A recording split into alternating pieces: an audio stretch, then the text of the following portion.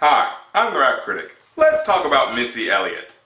Now, let me preface this by saying that I love Missy Elliott. Everything about her persona was awesome. She had the coolest videos, she had the best producer backing her at the time, and she had a fun, cool personality that carried through in all of her music. And when listening to her albums, it's obvious that she loves hip-hop and being a musician, and would probably be a pretty cool person to hang around. As well, she made a lane for female rappers who didn't fit the conventionally attractive look.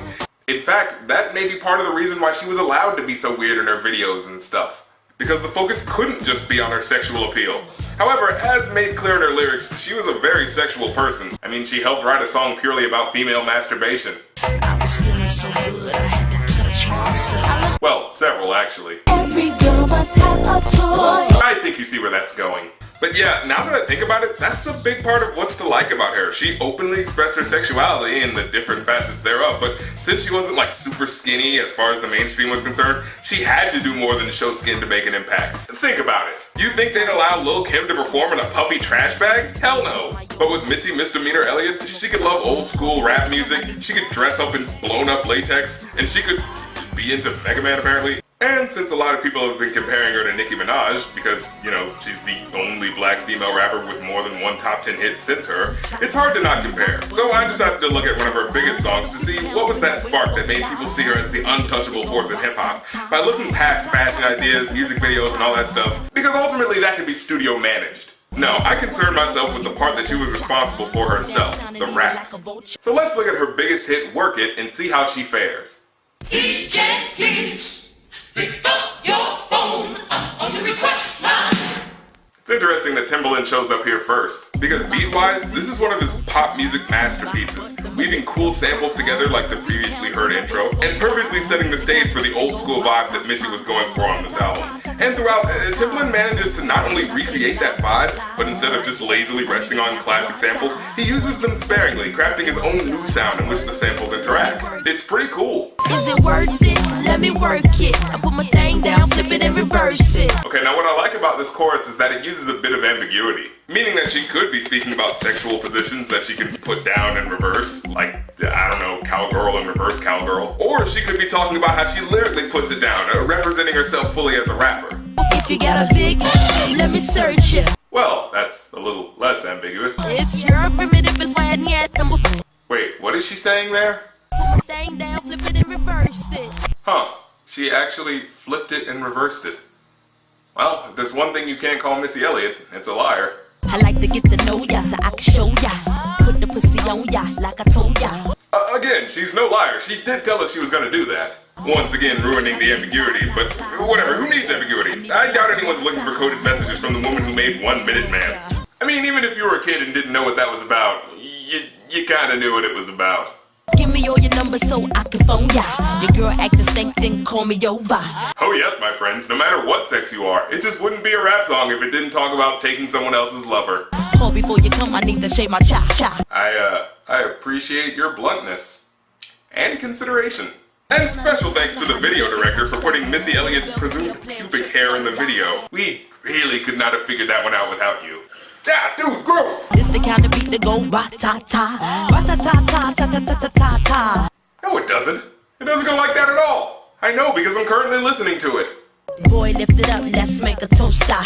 A toaster? What, you want to make a toaster? Let's get drunk, this gon' bring us closer. Oh, you mean a toast, with a syllable thrown in purely for the sake of rhyming it. Got it. I make it hot as Las Vegas weather. Listen up close while I take it backwards. Okay, begins to Elliott, send me what you want. Well, Missy is a woman of her word. Even if there's honestly no reason why it's happening right now. Well, I guess she's the first person to try to rhyme something backwards. Gotta give her that. Okay, begins to Elliott, send me what you want. I'm not a prostitute, but I can give you what you want. I don't really know how to judge backwards rhymes. So I guess I'll give her a point because, hey, you didn't think of it. You love the way my butt boom, boom, boom, boom, boom. Keep your eyes on my boom, boom, boom, boom. You think you can handle this? Ka-dunk-a-dunk-dunk. Rhyming badunk-a-dunk with badunk-a-dunk with gadunk-a-dunk. That's just lazy. Boys, all type of boys. Black, white, Puerto Rican, Chinese boys. Wine, thang, thang, thang, thang, thang. Wine, thang, thang, thang, thang. What the hell was that about? And why did she single them out in particular among the other ethnicities? It's like, yeah, there are boys from all types of different backgrounds, but the ching chang talk of the Chinese, am I right? And Missy doesn't come off as a racist or anything. It just seems like she didn't really think about how something like that could be seen as a little insensitive. Okay, very insensitive, but moving on. Girls, get that cash. If it's 9 to 5 or shaking your ass, ain't no shame, ladies, do your thing. Just make sure you ahead of the game. Well, right out of racially awkward territory, we get into actually one of the most sexually progressive statements I've heard in a song since Lupe. And this may sound odd at first from a feminist perspective, but straight up her message is that you can get a job in the mainstream business world or you can capitalize off of your natural beauty and shake what your mama gave you. But in both respects, she says, to make sure you're ahead of the game. Make sure it's what you want to do, what you can handle and work with, and ultimately what makes you comfortable. And that sounds weird to say that a part of progressive thinking means that saying that it's completely okay for women to use their sexual assets for monetary gain. But think about it. If you were to say that women can't dress sexy or hell be in a music video where she's shaking her ass, would you not just be employing another version of male patriarchy onto women? I mean, a part of that old world stigma is either you're a complete slut or you're completely chaste, not showcasing any sense of sexual awareness. And Missy's saying, F that, do what you want, as long as it's indeed what you want.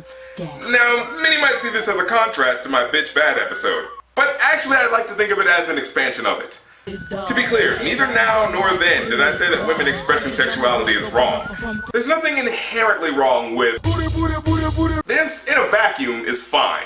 The problem comes in when a genre of music you like keeps saying, all you can be and all we will ever show you that you can be is...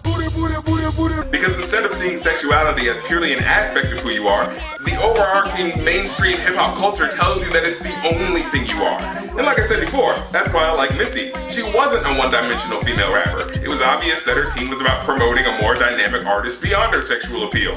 Even if it turns out that the song I'm reviewing is mostly of sexual nature, but even so, look at the way this video is marketing the song. Sure, there's parts where there's rump shaking, but there are parts where she's covered in bees, dancing like a b-boy, eating a Lamborghini. She's doing more than just one thing.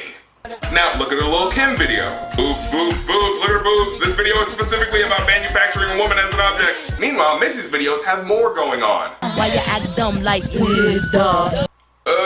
Indeed. Why you act dumb like, duh? Say you act dumb like, duh.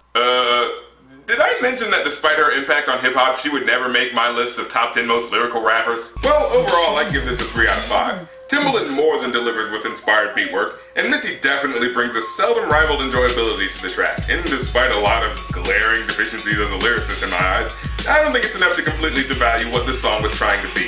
A fun, unique club track with admirable nods to the old school. Well, I'm the Rap Critic. You don't have to like my opinion, but I don't have to like your song.